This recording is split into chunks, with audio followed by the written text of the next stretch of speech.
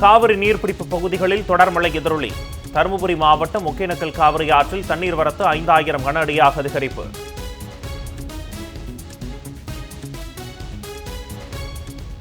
தமிழ்நாட்டின் பல இடங்களில் பலத்த காற்றுடன் கொட்டி தீர்த்த மழை.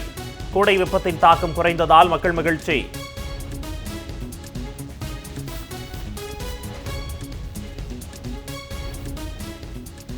வக்ஃபு சட்டத்தை எதிர்த்து திமுக சார்பில் உச்சநீதிமன்றத்தில் இன்று வழக்கு தொடரப்படும். முதலமைச்சர் மு க ஸ்டாலின் அறிவிப்பு.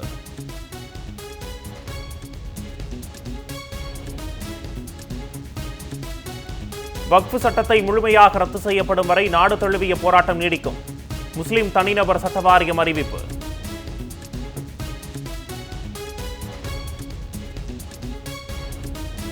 இஸ்லாமியர்களை தொடர்ந்து கிறிஸ்தவர்கள், சமணர்கள், பௌத்தர்கள் மற்றும் இந்து கோவில்களின் நிலங்களுக்கு பாஜக குறிவைத்துள்ளது.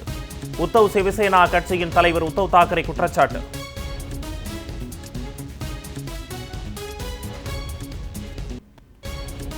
அதிபர் டிரம்புக்கு எதிராக அமெரிக்காவில் வலுக்கும் போராட்டம். நாடு முழுவதும் 1200க்கும் மேற்பட்ட இடங்களில் பொதுமக்கள் பேரணி. 10 ஆண்டுகளுக்கு பிறகு பட்டுக்கோட்டை வழியாக இயக்கப்பட்ட ரயில். நாடாளுமன்ற, சட்டமன்ற உறுப்பினர்கள் மற்றும் பொதுமக்கள் உற்சாக வரவேற்பு.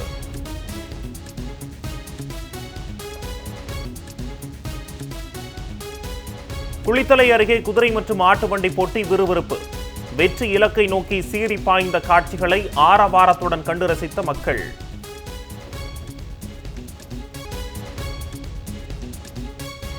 திருச்சி மாவட்டம் மணப்பாறை அருகே 17 ஆண்டுகளுக்கு பிறகு நடைபெற்ற ஜல்லிக்கட்டு போட்டி. 700 காளைகள், 350 மாடுபிடி வீரர்கள் பங்கேற்பு.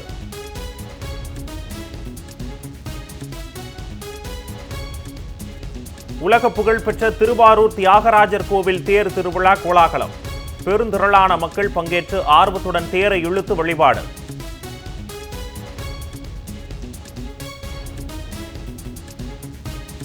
மக்களவை எதிர்க்கட்சித் தலைவர் ராகுல் காந்தி பீகாரில் இன்று பிரம்மாண்ட பேரணி. பாஜக நிதிஷ்குமார் கூட்டணி ஆட்சியை அகற்றுவோம் என ராகுல் அழைப்பு.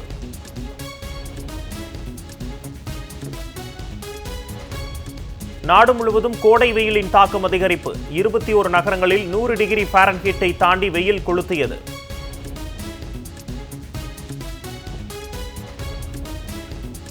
IPL தொடரின் 20வது லீக் ஆட்டம்.